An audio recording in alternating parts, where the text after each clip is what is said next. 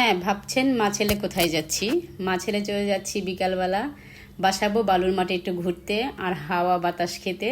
আর ওখানে প্রতিদিন বিকালবেলায় মেলার মতন বসে টুকিটাকি সাংসারিক জিনিস সব কিছু পাওয়া যায়, ওখানে কিছু কেনাকাটা করবে জন্য। তো একা যাব, ভাবলাম মেয়েকে সাথে করে নিয়ে যাই। তো মেয়ে হুট করে মেয়ের বাসায় চলে গেলাম, মেয়েকে রেডি করে বের করে দিলাম যে চলো আমরা একটু ঘুরে আসি। তো ওই যে আমার দুষ্ট ছেলে জারিদ এবং আমার নাতনি ওরা দুষ্টামি করতেছে। তো এখন আমরা অটোতে উঠে গেলাম বাসাবোর উদ্দেশ্যে। এখন আমরা বাসাবো যাব বালুর মাঠে। তো ফুল ভিডিও দেখার জন্য কি করতে হবে, অবশ্যই আপনার সঙ্গে থাকতে হবে। আর সবাইকে বলেছে আসো আসো, টাটা, আল্লাহ হাফেজ, বাই বাই, সঙ্গে থাকো। তো আমরা এখন এই যে বাসাবোর কাছাকাছি চলে আসলাম। দেখেন অটো থেকেই রাস্তাটা কি ভালো লাগতেছে, মানুষ কিভাবে হাঁটতেছে, খুবই ভালো লাগতেছে। কার কাছে কেমন লাগতেছে জানি না, তো আমার কাছে খুবই ভালো লাগতেছে। তো আমরা এখন অটো থেকে নেমে গেলাম। তো আমি অটো ভাড়াটা দিয়ে দিব, এর মধ্যে ওরা নামতেছে, একে এক নামতেছে। আমার ছেলে আগে নেমে গেছে, এখন আমার নাতনি আমার মেয়ে নামতেছে। তো নামার পরে আমার মেয়ে হাঁটতেছে, আর আমি ভাবলাম তোমাদেরকে একটু ভিডিওটা দেখিয়ে দিই কোন সাইডে কোন কিছু আছে। এই যে এই সাইডে মনে করেন সাংসারিক জিনিস, এই সাইডে ব্যাগ, আপনি এখানে সব পাবেন, জামা কাপড় থেকে দূরে, সাংসারিক জিনিস থেকে দূরে, ব্যাগ থেকে দূরে, সব সব পাওয়া যায়। আর এখানে সবচেয়ে বড় কথা, এখানে আপনি সব মানে খুবই খুবই মানে কম দামে পাবেন অন্য জায়গার তুলনায়, আর মান খুবই ভালো। তো আমরা এই যে বালুর মাঠে এন্ট্রি করতেছি গেট দিয়ে, এটা প্রথম গেট ওদের, ওই সাইডে একটা আছে গেট 2 নম্বর গেট, এটা 1 নম্বর গেট। তো ঢুকতেই দেখেন অনেক খাবারের দোকান, আমার খুব ভালো লাগে এখানের খাবারগুলো।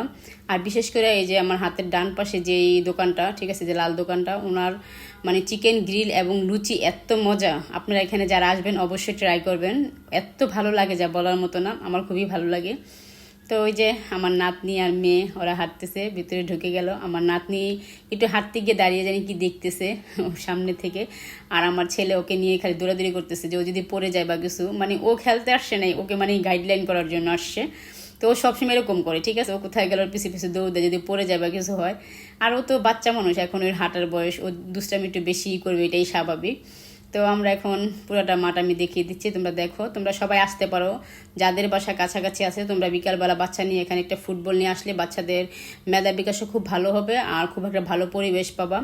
এখানে একটা খালের মতন আছে, এখানে নদীটাও খুব ভালো লাগে। এখানে আসল কথা কি, তোমরা যারা মনে করো বিকালবেলা যে বাসায় কোনো কাজ নাই, একটু বাচ্চাদের ঘুরাই আনি, এখানে প্রচণ্ড বাতাস। আর ওয়েদারটা দেখেন, আকাশটা দেখেন কি ভালো লাগতেছে আজকে আকাশটা। আর এত বাতাস ছিল আজকে, কয়েকদিন ধরে প্রচুর বাতাস, প্রত্যেকটা ভিডিওতে দেখতেছো।